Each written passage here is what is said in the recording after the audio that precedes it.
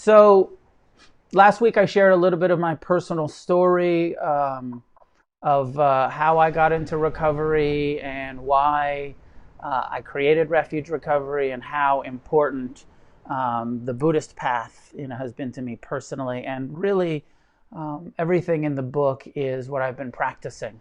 And what's up, Russ? What's up, Marco? Everything that I've been practicing in my own life for the last 30 plus years. This is what I didn't make any of this shit up. It's what I learned from my Buddhist teachers. It's what I learned from studying Buddhism. But I, created this methodology, taking the Buddhist teachings and applying it to our experience of addiction. Over and over, I came into contact with Buddhist teachers, Buddhists who didn't understand addiction, didn't understand that our experience as addicts is so much different. The alcoholic, the addict, we suffer in a special way. Everybody has some suffering, but we have, that extra layer of suffering that addiction creates in our lives. So tonight I'm going to jump into the first truth of Refuge Recovery, that addiction creates suffering, with the understanding that, as I said, the first noble truth of Buddhism acknowledges all living beings have some suffering. And then as addicts, we have a whole extra layer on top of the ordinary suffering of life, the experience of the suffering of addiction, which is unique to people who suffer from addiction, unique to us. It's a different kind of suffering. I think I'm basically going to go through the chapter because I feel like it speaks directly and does speak directly to our experience. And I'm going to go through the inventory. And if you haven't gotten the book, and if you're not already working it, I hope you are. I hope that people that are dropping in here are hitting the Zoom meetings. I've been hitting some Zoom meetings. They're super cool people you're able to connect with all over the world, and working the program. It's like all recovery programs, it's not a philosophy, it's an action-based program. It's not about faith, it's not about reading the book, it's about working the book. It's about studying and applying and practicing in this way. So I'll share with you some of my experience, and I'll maybe do a little bit of a commentary. I'm going to share this first truth, which states, addiction creates suffering. The path of refuge recovery begins when the first truth, addiction creates suffering. This is not a philosophy, it's a practice. It demands action. We must understand, acknowledge, admit, accept all of the ways addiction has caused suffering in our lives. We take this action by writing and sharing an in-depth, detailed inventory of the suffering we have experienced in association with our addictions. You are probably already painfully aware of how addiction leads to suffering. Addiction to drugs, alcohol, sex, people, gambling, money, food, or whatever the addiction creates an almost unbearable amount of suffering, confusion, and harm in the life of the addict and the lives of the people who love the addict. What usually starts as a search for happiness and pleasure almost always ends in tremendous sorrow. Loss, confusion, and suffering. Very often it leads us to suicidal thoughts, despondency, and shame. For the addict in the midst of addiction, life is often a downward spiral that ends in incarceration, institutionalization, violence, loss, and death. Some may continue to function in seemingly normal ways, working, parenting, and participating in society. But an internal death occurs, a numbness arises, and they start to disconnect from themselves and from others. A wall of denial and suppression, too high and too thick to scale or break through, keeps others out and keeps the addict in, trapped by his or her own defenses, prisoner to his or her addictions. To start the process of healing and recovery from addiction, the first thing we must do is accept how our addictions cause suffering in us and in the ones we love.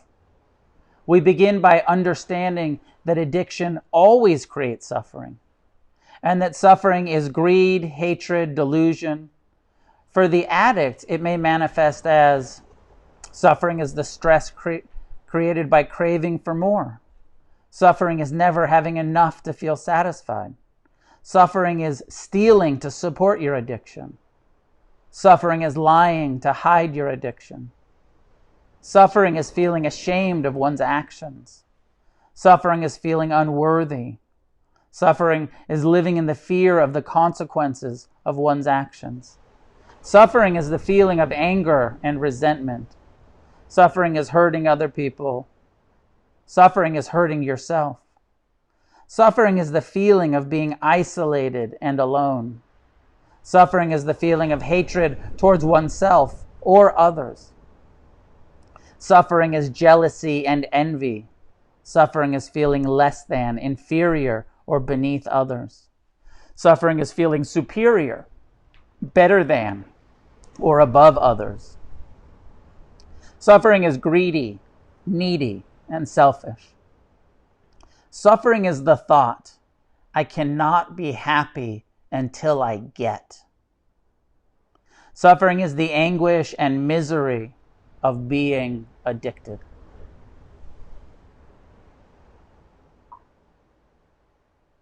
All these feelings are unnecessary suffering, caused by an imbalance between our instinctual drive for happiness and our instinctual need for survival. It is also very important to remember that the end of suffering does not mean the end of pain or difficulties, just the end of creating unnecessary suffering in our lives. Once we understand this, we can begin to determine whether or not we have crossed the line into addiction by looking at all of the ways that our drug use, drinking, eating, gambling, sex, or relationships have become a source of suffering. This is a process that cannot be skipped or half-assed.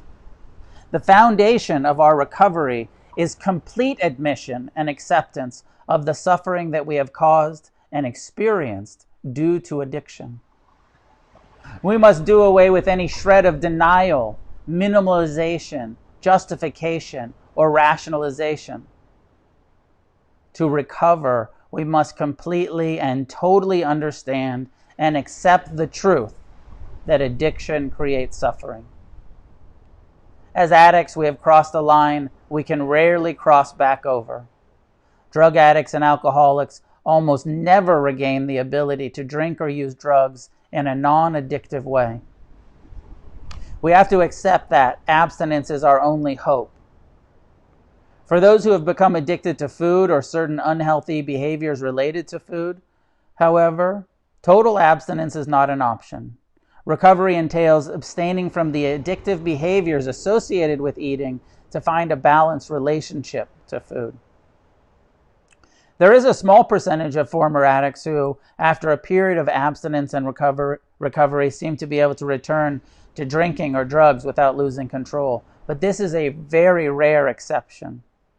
The vast majority of addicts will return to active addiction if they participate in the behaviors or substances they became addicted to in the past. Accepting that we are addicts is also accepting that we can no longer drink or use drugs. When we bring awareness to the addiction and to the suffering it has caused, we begin a process of recovery that will always include abstinence. In the beginning, it can be hard to imagine our lives without the drugs or behaviors that bring us temporary relief from the difficulties in our lives. But later, After we have firmly established the recovery practices, it will be hard to imagine a life that included addiction. The meditation, ethical behavior, and community involvement that accompany the Buddhist path to recovery will lead to an experience of such contentment and well-being that there will no longer even be an attraction to escaping or creating a false temporary intoxication. The practice of these principles, which begins with accepting the reality of our addiction, will bring us to an enlightened state, an experience of wisdom and compassion and forgiveness and love for ourselves and everyone else. When we experience this healing, the drive to escape and or control our experience will be replaced by a deep appreciation of life as it is. As compassion grows and grows in our hearts, pain will no longer be so scary or something to escape from. Instead, it will turn into just another sensation or emotion to feel and meet with kindness. We will once again be able to enjoy the life that we live and the normal joys and sorrows that come with birth and death.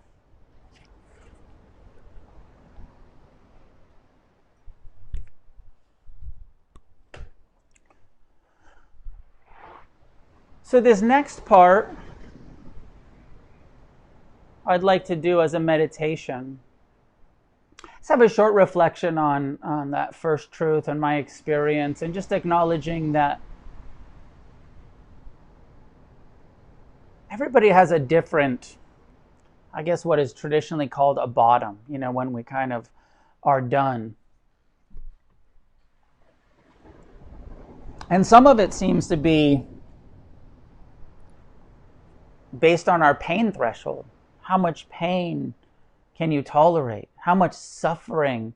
How long can you stay in that bardo, that not alive and not dead realm of addiction, that hungry ghost experience? My own experience was that I think I maybe have a low tolerance for suffering or something, because I got sober so young. I suffered so much, and I just couldn't keep going. I couldn't continue to tolerate the suffering that addiction was creating in my life. And I started meditating, and meditating changed everything for me. As most of you understand, Refuge Recovery is based in the practice of the Eightfold Path, and we encourage people right from the beginning, start mindfulness and then start alternating forgiveness and mindfulness practice. And that was my experience early on, getting some relief from mindfulness, but living with so much anger, so much hatred, the necessity of forgiveness, of learning to forgive myself and others. I have no denial about myself as an addict, and I have no denial about the suffering that addiction creates, and I just see it all the time in my life and in other people's lives, and I feel so grateful to be in recovery and for this Refuge Recovery process. I'd like to invite you, hopefully most of you, as I said before, have already completed the First Truth inventory. If you haven't, please do. Not for me, but for yourself. Do the inventory. Write it down. Take the time. It's, I'll share this sort of intro to it. But find a way to sit. We're going to do this as like a reflection. We're going to reflect on these questions as a meditation. So not ignore your mind, but actually let your mind kind of free associate and reflect as I read the questions to you. You can let your eyes close and just receive as a meditation these questions. So this First Truth inventory, this is on page 6 of the Refuge Recovery book. Write an in-depth and detailed inventory of the suffering you have experienced in association with your addiction. Share the inventory with a trusted friend, a mentor, or your Buddhist teacher to understand the nature of your addiction suffering. On the path of recovery, we must understand that addiction is suffering and accept all the ways it has caused suffering in our lives. Only then can we begin to find freedom from addiction. Without full acceptance and disclosure, recovery is not possible. We cannot skip this step. We must be thorough in our inventory process. This inventory is designed to help the addict acknowledge and accept all of the ways that he or she has caused and experienced suffering. It is through the process of understanding, acknowledging, and admitting suffering that we can begin to transform our relationship with suffering and begin to find liberation from it. So we would write this, but what I'm going to ask you to do is reflect on each question. So finding a way to be meditative, reflective, allowing your eyes to close, establishing present time awareness in your heart, in your mind, in your body, softening any tension, resistance.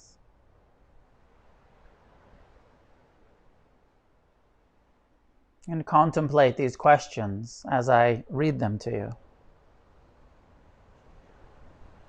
Suffering is the stress created by craving for more. Reflect on the stress your addiction created. How did it manifest day to day or moment to moment?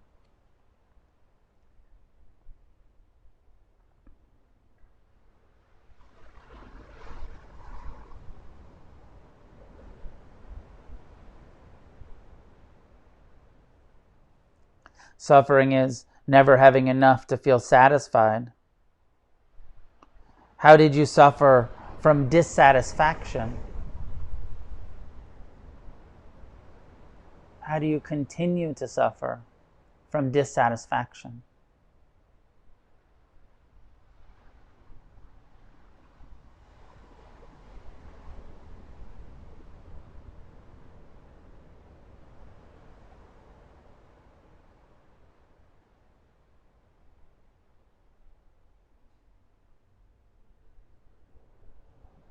Suffering is stealing to support your addiction. Did you steal? From whom? Reflect on all of the ways that you stole, all of the theft, the small ways of taking what wasn't really freely offered, the big ways.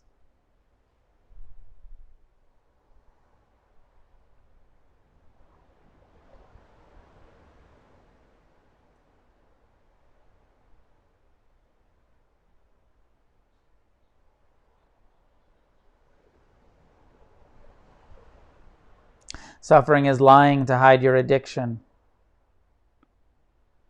When did you start lying about your addiction?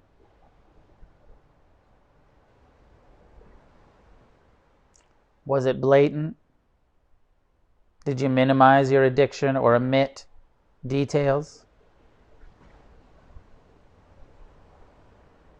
Whom have you lied to? And what is the extent of your dishonesty?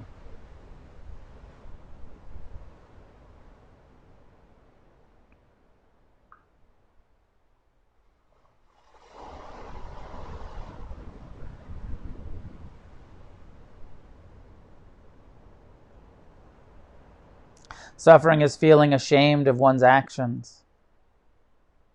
List all of the ways, reflect on all of the ways that you have felt ashamed or guilty about your actions.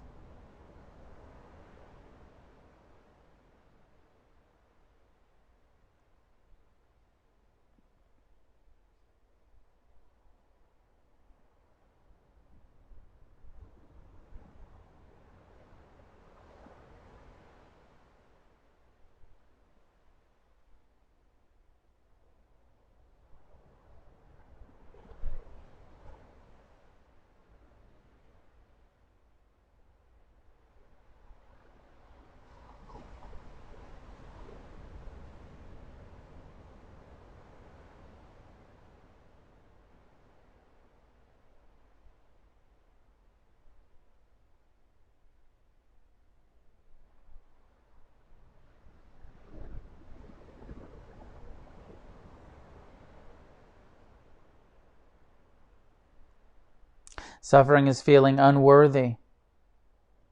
Has unworthiness affected you? In what ways?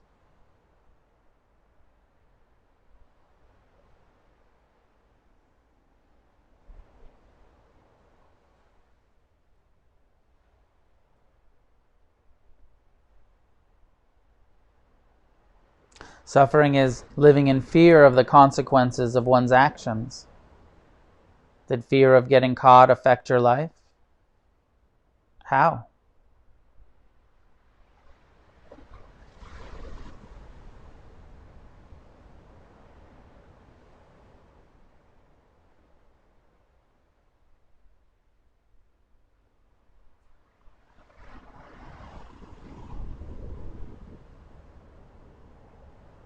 Suffering is the feeling of anger and resentment. Reflect on all of the people who you've ever been angry or resentful toward, and why.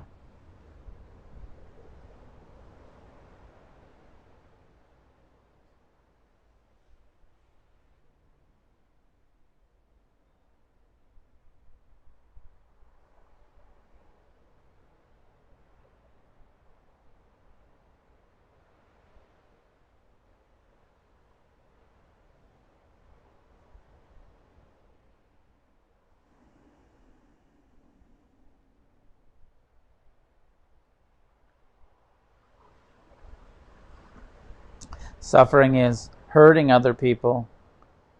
Make a list of all the people you have hurt and how you hurt them. Reflect on all of the ways that we've caused harm.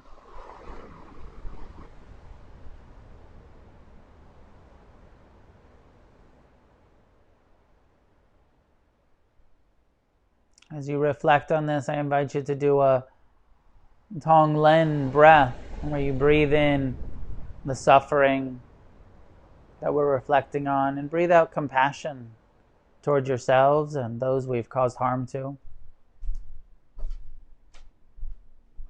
Breathing in the suffering, breathing out kindness towards yourself and others.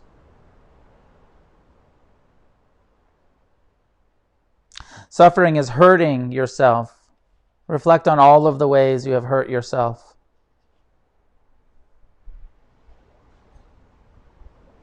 Breathe it in and breathe it out.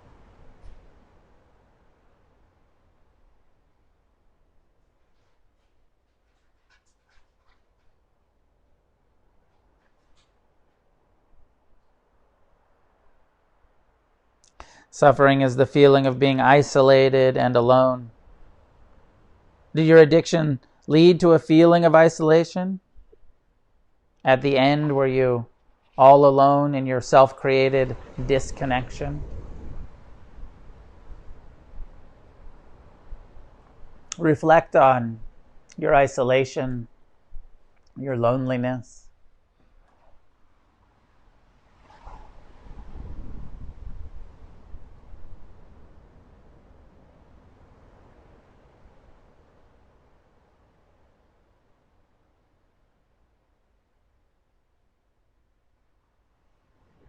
Suffering is the feeling of hatred towards oneself. Reflect on all of the things about yourself you've ever judged or hated.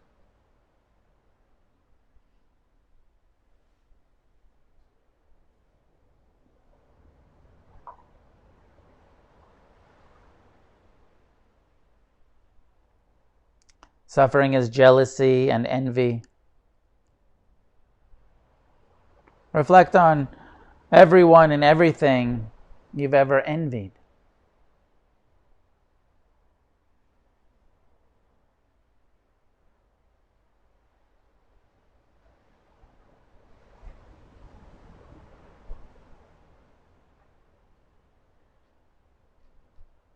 Suffering is feeling less than, inferior to, or beneath others. Reflect on the ways that you have felt less than.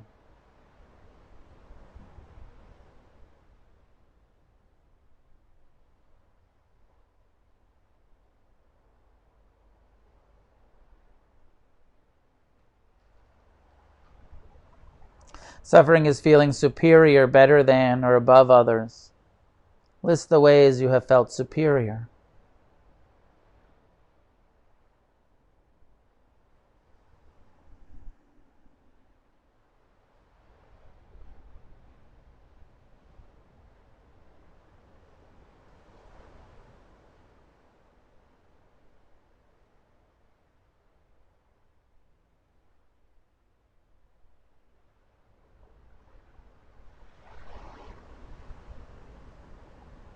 Suffering is greedy, needy, and selfish.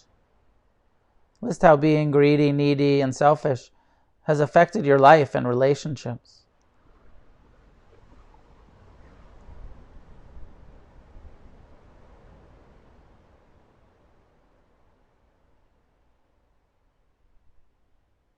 Breathe in the suffering of greed, of selfishness,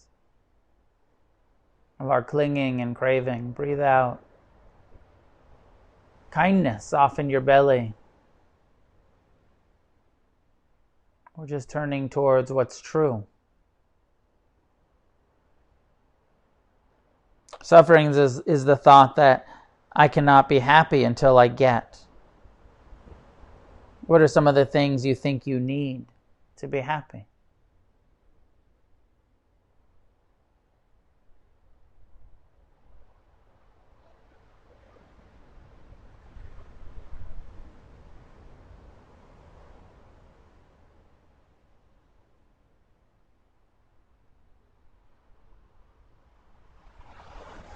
Suffering is the anguish and misery of being addicted. What other forms of misery did your addiction create? How did it affect your sexuality, your finances, your looks?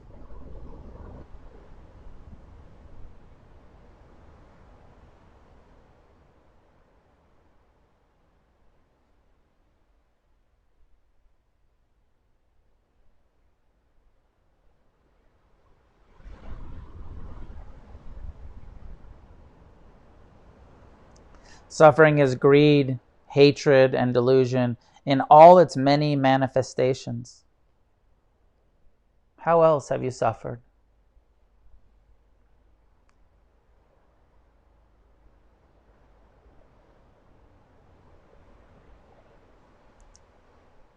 Breathing in the suffering, breathing out the intention to meet our own pain and the pain of others with kindness, compassion.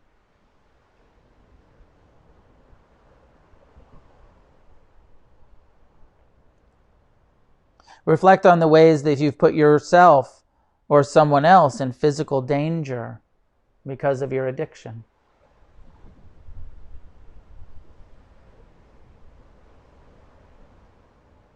The unsafe environments we put ourselves in, the drunk driving,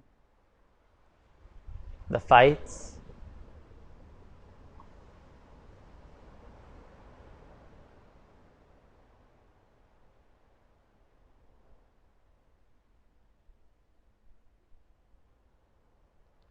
Reflect on any grief or trauma in your life that has fueled your addiction. Our losses, our wounds, how we've often been running from our own pain.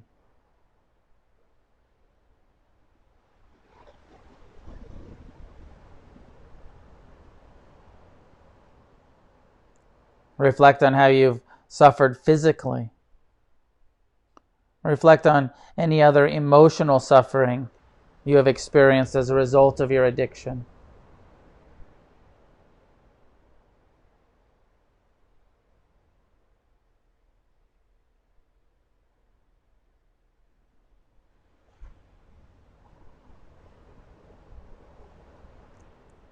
Reflect on all of the things that have disappeared from your life due to your addiction. The people, the things, the communities, the jobs, all of the loss.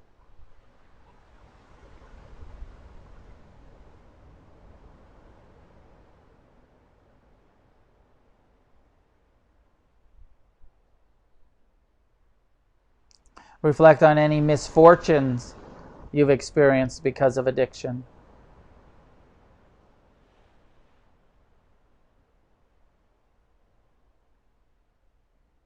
Reflect on any missed opportunities or failures in your life that were due to your addiction.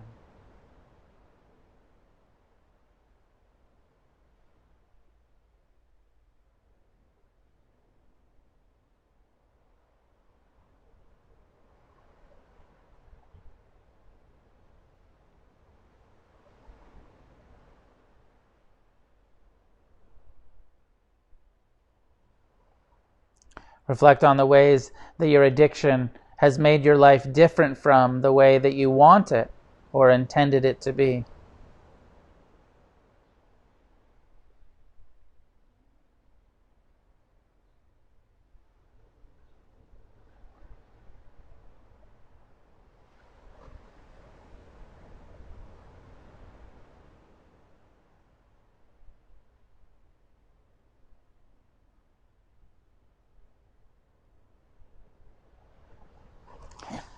Reflect on your relationship history and consider how your addiction may have caused harm in your relationships. What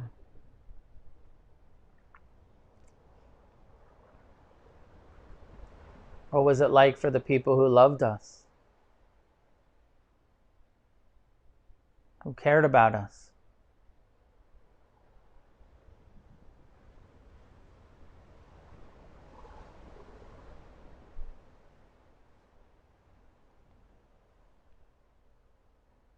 Bring to mind some of the people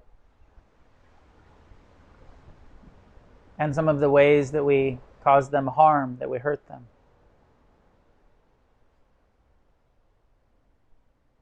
Breathing in the pain of those thoughts and memories. Breathing out compassion, asking for forgiveness.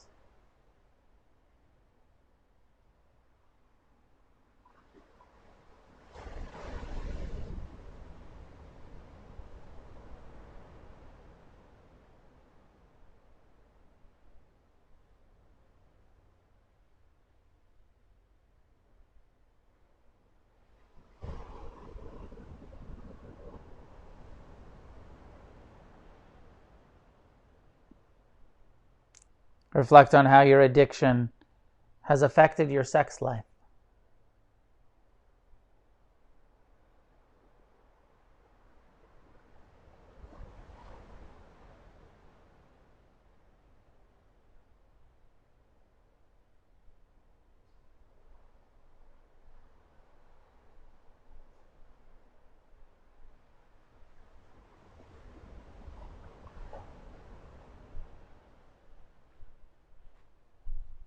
Reflect if your sexual conduct has hurt others.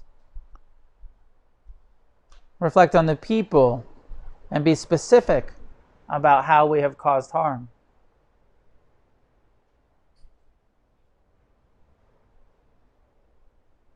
What ways were we unskillful? How did we let our confusion or our suffering spill out onto others?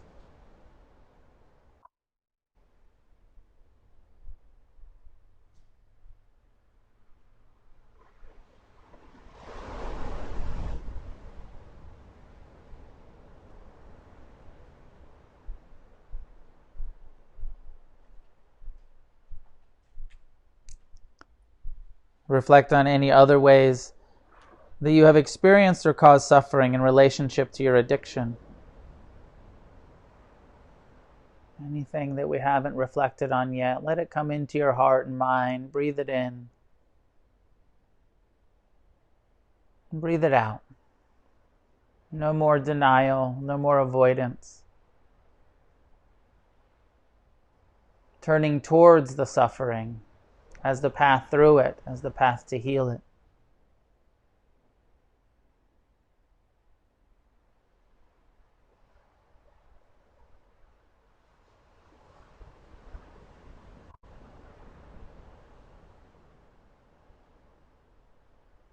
Reflect on what your life would look like if you were free from the suffering that addiction has caused.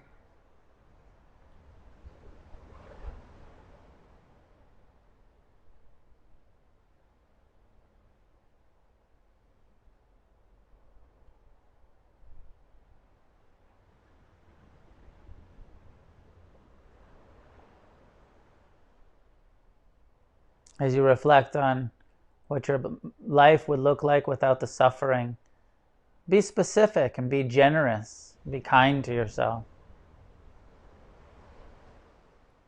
As we recover, as we get free from suffering, as we experience more happiness and freedom and joy. It's not about the external or the material, but the internal.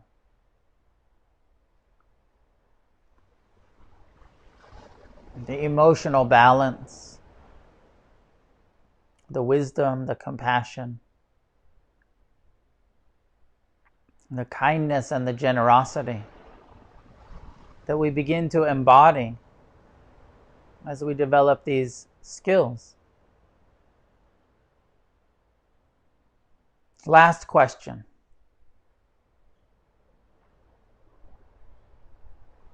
Whether you're new to recovery or you've been at it for some years, where do you see yourself in 5 years? What's your goal? What's your plan?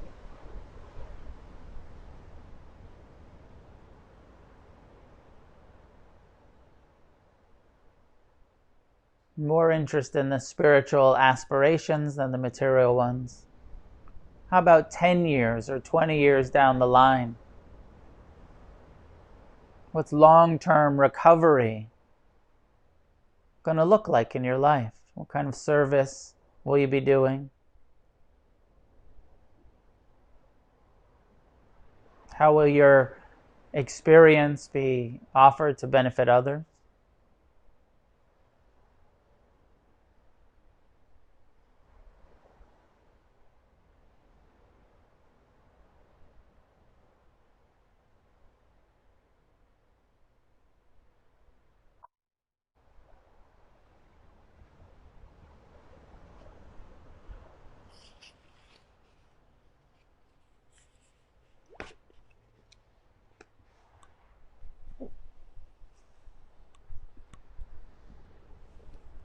You can remain in a reflective state if you'd like.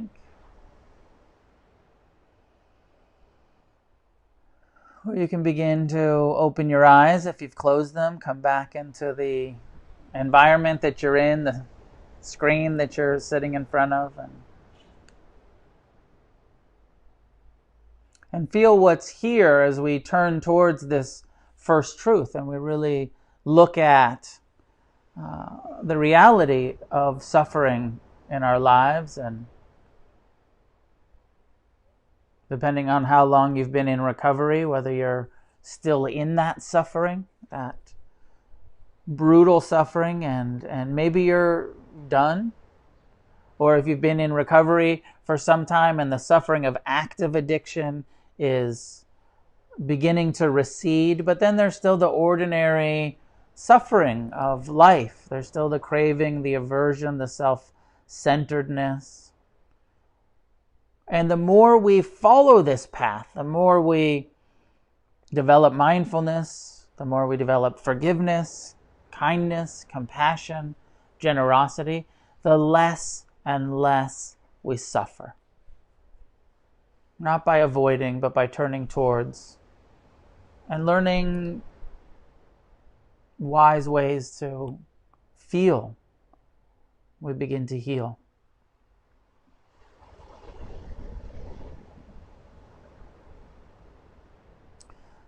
So if you're watching on Instagram and you'd like to participate, I'm going to open for a few minutes for some questions. If there's any questions about the first truth, you can come over. Those questions I'll answer on the YouTube page, Refuge Recovery World Services on YouTube. Come over there, join us, and you can ask questions. If it's not clear, somebody was telling me it wasn't clear exactly where you find the place to make the comment to ask questions. Maybe Facebook is easier. That's the Refuge Recovery page on Facebook. Any questions about the first truth? Or anybody want to share their experience with the relief they got from actually writing down this inventory and sharing it with someone and participating in this process?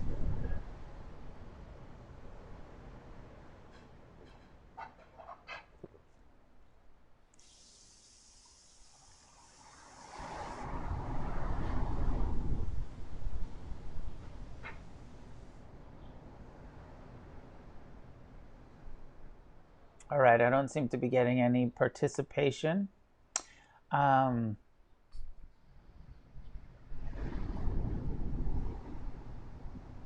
Somebody on Instagram is saying, the first truth is love. Kind of, except for the first truth is the truth of suffering. Love is the answer, is the solution. But first we have to see all of the suffering where we've been unloving, where we've been ignorant and confused and addicted. And then we can begin to heal by meeting ourselves and with love. I see another question here on Insta that says, is there a worksheet for the first truth? And there is. On the refugerecovery.org website, there's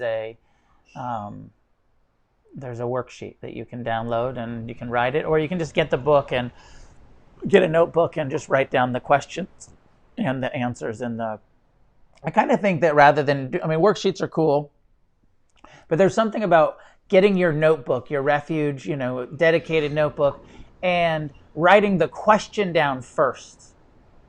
And there's something about when we write something in our own hand, write the question down first and then answer it, rather than just reading it and answering it. I don't know. I feel like for me, there's something about writing it down that's helpful. And there is a worksheet. Okay, a couple questions coming in from the YouTube channel.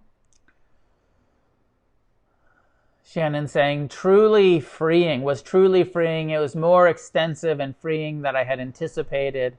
And it's a continuous process. I know it's a lot of questions. I know it's, what did you say, more extensive. It is. But we got to be thorough here. I feel like relapse happens when we are, when we're not thorough, when we don't really do the work. So I'm asking people to really do some hard work here. Misty's saying, no matter how many times I do it, there's always more and more. It's always challenging, and yes, it does come with waves of relief.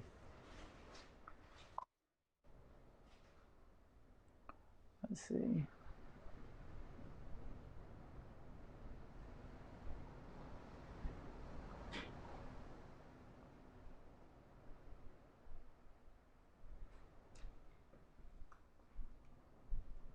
Emily's asking, what if you overcome your addiction, but now you have to go under surgery and be prescribed pain medications again?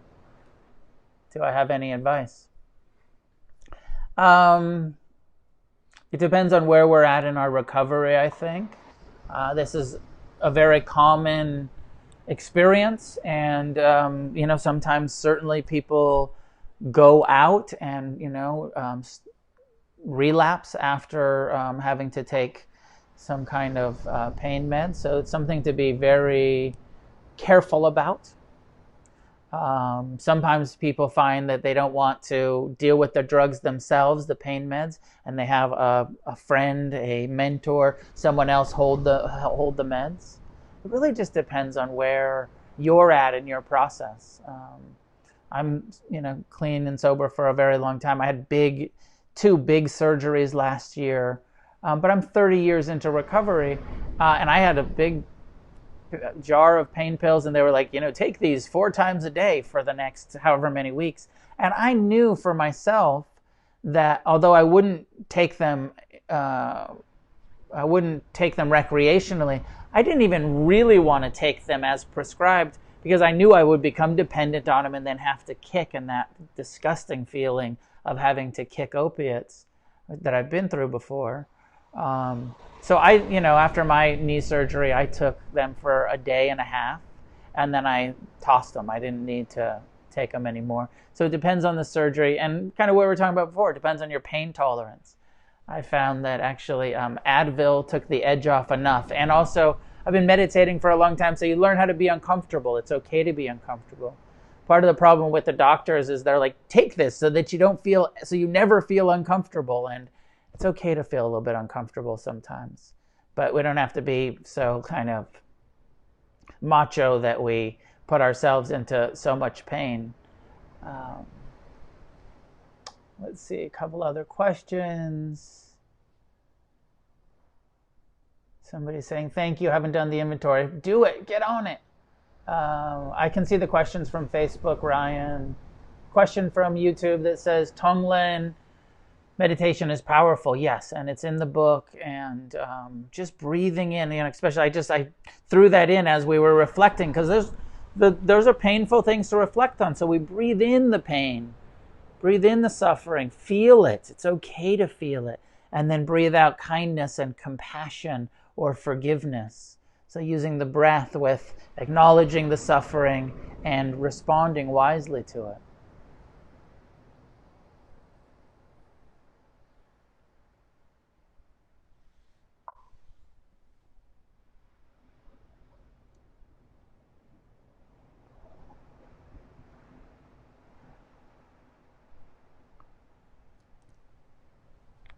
Someone else on Instagram is saying, I found for myself that the first truth inventory really highlighted how much fear was present throughout not only my addiction, but my life as a whole.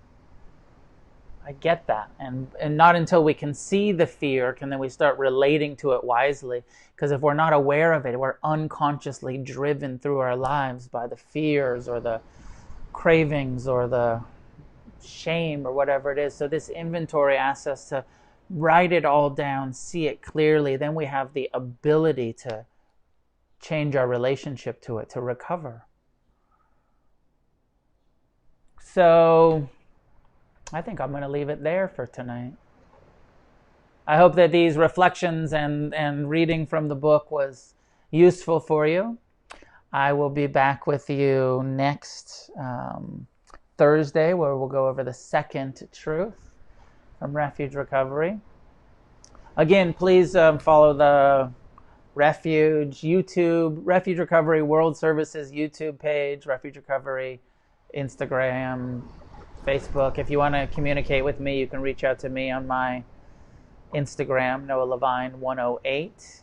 And I hope that all of you are well and taking care of yourselves and meditating more during this time of isolation. And if you haven't finished your inventory, what a great opportunity while you're home.